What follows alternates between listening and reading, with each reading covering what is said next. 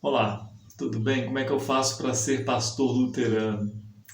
Essa pergunta ela é curiosa, principalmente quando ela vem de pessoa que não é da igreja luterana, né?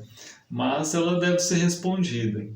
Como que faz para ser pastor luterano? E também pessoas me perguntaram como que é o processo, né? Como é que é a formação. Vou tentar esclarecer as duas coisas, mas eu quero dizer assim que há vias alternativas. Há o caminho que me parece saudável, mais correto, e há vias alternativas também. Uma via alternativa, eu soube dela há pouco tempo, de uma forma muito curiosa. O pessoal de uma igreja, né, chamada Igreja Luterana de tal lugar, Primeira Igreja Luterana de tal lugar, fez contato comigo perguntando se podia usar meus vídeos para uma programação. E eu quis entender, né, que igreja luterana é essa que está dentro do mesmo estado aqui, e não faz parte do distrito Rio de Janeiro da IELB.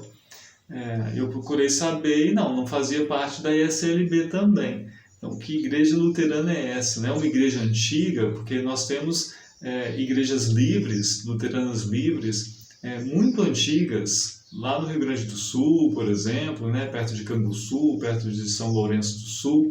São igrejas que não se juntaram aos sínodos quando eles se formaram. Mas não parecia ser o caso aqui no interior do Rio de Janeiro. E não era realmente. Eles me explicaram que era uma igreja pentecostal, algumas pessoas pelo menos pentecostais, que leram a Confissão de Augsburgo, leram teologia luterana e decidiram que eles eram luteranos, que queriam ser luteranos, procuraram, segundo eles, assessoria junto à Igreja Luterana de Copacabana. Como a igreja de Copacabana é da IELB, eu fiz contato com o pastor, né, à época o pastor Tardelli, e ele não fazia ideia dessa assessoria. E perguntou assim, pergunte para eles quem são as pessoas que estão dando assessoria. E quando eu disse isso, eles me disseram, bom, na verdade, nós estamos só assistindo vídeos do pastor lá de Copacabana, tendo como referência. No fim das contas, né, eles criaram uma igreja com CNPJ, né, tudo certinho, chamada Primeira Igreja Luterana de tal lugar. Né, então, burocraticamente eles são luteranos, mas eles usam material do John Piper, assim, eles confundem teologia luterana com teologia reformada, eles falam muitas vezes porque a teologia reformada, eles estão confusos, né? É claro que eu ofereci auxílio nesse sentido, eu ofereci para nós, pastores do Distrito Rio de Janeiro, darmos uma real assessoria para que eles realmente tivessem uma confessionalidade luterana, para que eles realmente se integrassem mais liturgicamente, confessionalmente, e eles simplesmente não quiseram. Eles disseram assim, não podemos usar seus vídeos por enquanto. Eu disse, olha, por enquanto não, vamos melhorar isso aí. Eles dão tudo bem, fique na paz, era isso que nós queríamos. E eu me dispus assim ainda mais uma vez, mas eu estou disposto, junto com os pastores do Rio de Janeiro, a ajudarmos nisso. Nós não, tudo bem, fique com Deus e tal, né? E disseram que estavam tentando e estavam no processo para filiação à IELB, né? Não é bem uma verdade também. Não é assim que funciona, né? O caminho mais sensato seria aceitar a nossa presença, aceitar a nossa ajuda, nossa caminhada junto, para que eles pudessem realmente ser luteranos. Não só de nome burocrático, mas também de conteúdo, de prática e tudo mais. Esse é um caminho alternativo. Né? Quero ser pastor luterano e não quero me submeter, usa o nome. Né? É uma forma, não me parece saudável de usar o nome, mas há pessoas, como se vê, que já fazem isso. Né? Outra forma bom, eu estou falando a partir de como ser pastor luterano, da forma que eu acho que é a melhor, né? Ser pastor luterano da IELB. Existe também a forma, né, para quem se enquadra no perfil da ISLB, de ser pastor luterano da ISLB, que também é um processo que vai ser um tanto parecido com o da IELB, embora diferente. Talvez eu possa, no finalzinho, dar alguma dica de quais são as diferenças, né, que eu conheço, pelo menos.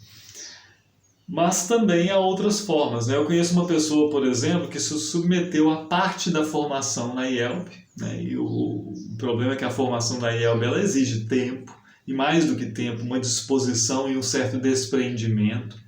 Mas a pessoa se submeteu a parte da formação da IELB com o auxílio da igreja, E no meio do caminho, depois de ter concluído a graduação, pulou fora e arrumou outra forma de ser pastor da IELB, sendo ordenado por um pastor não da IELB, não da ISLB, e montando uma igreja luterana alternativa. Ele teve formação, a graduação, pela IELB.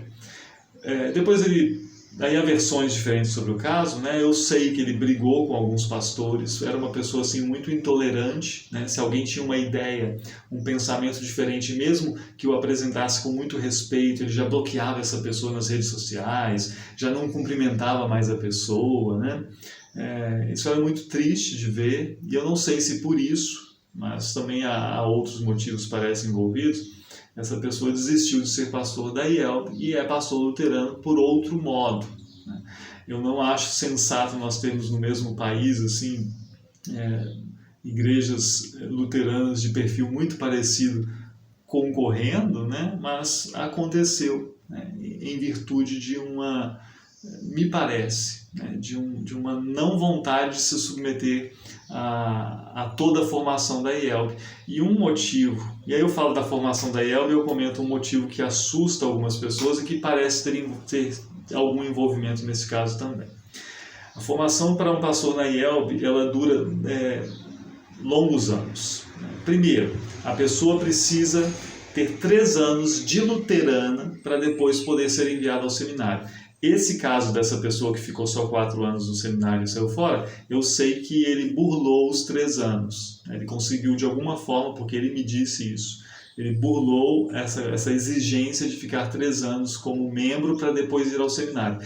E essa exigência ela é sensata e ela é realmente necessária. A pessoa precisa ter vivência na igreja, conhecer o trabalho de um pastor, conhecer mais como funciona a vida da igreja luterana, para depois dizer, eu quero ser pastor aqui, eu quero ser pastor desse tipo de congregação. Como que ela vai dizer isso se só tem 1 ano e meio, 2 anos que ela é da igreja, ela não teve tanta vivência assim, ela não passou nem por um ciclo de leitura inteiro, né, dos 3 anos que a gente faz da série trienal.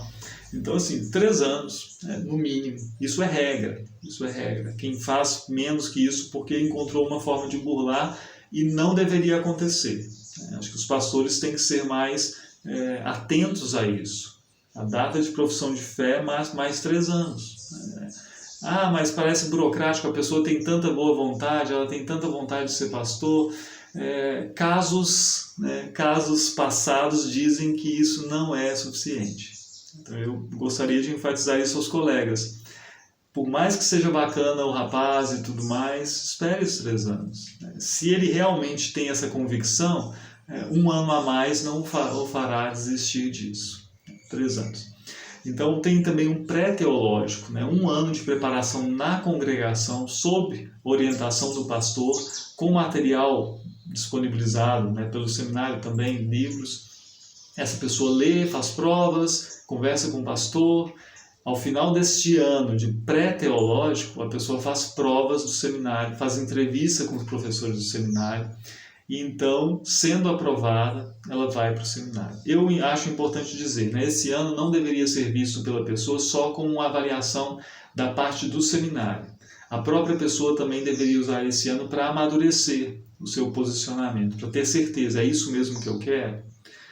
Porque ir para o seminário, como nós temos só um seminário no Brasil, envolve deslocamento, envolve custo para a pessoa, envolve custo para a igreja. Então é bom que a ideia esteja bem assentada. Estando bem assentada, ainda lá no seminário pode haver momentos em que você vai pensar assim, é isso mesmo? Mas pelo menos, né, vá com uma convicção inicial. Estando no seminário, sim, você vai residir no seminário, a não ser que você more na redondeza, né? Você vai residir no seminário, mas eu tenho família, também há espaço para pessoas com família no seminário. Você reside no seminário durante 4 anos fazendo a graduação. Assim funciona hoje em dia. Depois desses 4 anos, vem um primeiro momento de incômodo, né? De sair da zona de conforto, e nesse momento algumas pessoas pulam fora. Eu não escolho onde eu vou fazer o meu período prático, o meu estágio, né? Depois de formado, de bacharel em teologia, a pessoa faz um estágio, um período prático de 1 ano, numa congregação, sob orientação de um pastor. tendo a vivência mesmo de como é ser pastor, mas ainda sob supervisão, né? E ainda não é uma pessoa, não é um pastor exatamente. Então, essa pessoa é enviada para algum lugar do Brasil para fazer esse estágio, né? Isso gera um incômodo, isso gera insegurança, isso gera uma série de pensamentos assim, que fazem com que algumas pessoas desistam mesmo, né? Depois desse 1 ano de estágio, que é o 5º ano do seminário, né, a pessoa volta para o seminário para o 6º ano, que é um ano de especialização em teologia e ministério pastoral. E aí eu acho esse ano bacana porque as pessoas podem conversar sobre o estágio, carregar essas experiências, amadurecer um pouco as ideias, né? E depois desse 6º ano, então, a pessoa vai se formar e ela pode receber um chamado para alguma congregação da IELB. O primeiro chamado é um envio, a pessoa não escolhe para onde vai, né? A igreja, a diretoria nacional da IELB, juntamente com a congregação dos professores, eles avaliam e formam uma lista, né? Então, os 20 formandos, por exemplo, acho que minha turma tinha isso mais ou menos, cada um vai ser enviado para um lugar do Brasil. Quando envolve exterior, aí é uma conversa prévia com a pessoa tem que, né, estar disposta realmente àquele lugar, né? Mas quando se trata de Brasil, a pessoa é enviada e ela vai, né? Isso gera muito desconforto, isso gera para muita gente, né? E muita gente então não quer se submeter a 6 anos de formação para depois ir para algum lugar que eu não conheço. Então eu conheço outros casos ainda que estão surgindo de pessoas que já me procuraram para perguntar como é a formação, eu expliquei e a pessoa não fala mais nada. Depois eu percebo que ela também está procurando um caminho alternativo, né? Um jeito de poder ser pastor luterano sem se submeter a essa formação, a esses 6 anos, né? Mas eu diria por experiência própria, grande erro. Submeter-se a essa formação de 6 anos não é um problema, é uma grande oportunidade, né? Tem uma sirene aqui, eu não sei o que é isso. É uma grande oportunidade. Há um desconforto com esse envio do estágio, com esse envio do 6º ano? Sim, eu não diria que é um desconforto exatamente, mas é uma certa ansiedade, uma tentação à insegurança. Mas, se você passou pelos anos todos do seminário, eu acho que isso também te ajuda a formar esse caráter de quem quer servir e não escolhe exatamente tudo. Você não quer ser pastor para você satisfazer uma vontade própria, para você ter benefício próprio. E por isso também o lugar do pastoreio ele não é tão determinante assim, né? Eu quero ser pastor aqui na minha cidade, no interior do Piauí. Só aqui que me interessa, porque aqui é o meu lugar. Não. Por que isso? Porque então você quer ser pastor para você mesmo, né? Para agradar às suas vontades, né? A caminhada de formação eu acho que faz com que a pessoa perceba, né? Eu sou pastor da Igreja de Jesus, né? E se preciso servir ali, se é necessário, se eu tenho um perfil para servir naquele lugar e é ali que eu nunca ouvi falar, mas eu quero ir. Eu quero ir, há pessoas precisando ali, eu vou, né? E é para isso que eu estou aqui. Nós queremos muito ensinar as pessoas da congregação como um todo, né? A dizerem com Paulo, já não sou mais eu quem vivo, mas Cristo vive em mim. Como que um pastor ensina isso se ele só quer ser pastor no lugar que convém a ele, né? Que servir é esse, né? É realmente servir a Cristo, é realmente servir a igreja? Ou é servir a si mesmo? Então essa é outra questão, né? Eu acho que quer ser pastor luterano, tem que pensar, quer mesmo e por quê? Se é pelo motivo devido, você não se assusta com os 6 anos, nem se assusta com o envio. E os 6 anos eu vou dizer, né? Pessoal, mas 6 anos? Dá para fazer um curso de teologia com 3 anos e meio e já ser pastor de outra igreja? Por experiência própria, né? Os 6 anos me assustaram, eu fui para o seminário já com mais de 30 anos de idade. Então você pensa assim, né, quando eu entrei com mais de 30, com uma filha de 1 ano e meio, eu pensava, eu vou ser pastor, quando eu for pastor eu já tenho cabelos brancos aparecendo, e tem mesmo, na barba muito mais. É um longo tempo, mas é um tempo precioso, é um tempo necessário. No meu caso, vou falar por mim, talvez o outro lá com 4 anos já acha que foi suficiente, né? Talvez o outro com menos ainda, talvez só com uma formação que nem é formal. Mas no meu caso, os 4 anos, os 6 anos foram necessários e bons para a minha formação. Eu não seria o pastor mediano que sou hoje sem esses 6 anos. Ah, mas você não tinha estudado antes? Eu tinha estudado antes, talvez muitos não me conhecem assim, né? Mas eu tinha estudado nesses 30 anos anteriores de vida, mais de 30, não lembro quantos que eu tinha, hoje eu tenho 40. Mas eu tinha feito uma licenciatura, eu tinha feito bacharelado em grego, eu tinha feito mestrado, doutorado, um pós-doutorado, eu tinha escrito para periódicos de teologia, eu tinha escrito e enviado, tido um artigo aprovado, que foi publicado quando eu estava no primeiro ano do seminário, no periódico chamado Horizonte, da PUC Minas, que naquela época era o único periódico avaliado pela CAPES com qualis CAPES A1. Era o melhor periódico de teologia do Brasil. Eu tinha publicado lá. Mas a questão não é só conteúdo. Eu precisava de muito conteúdo ainda.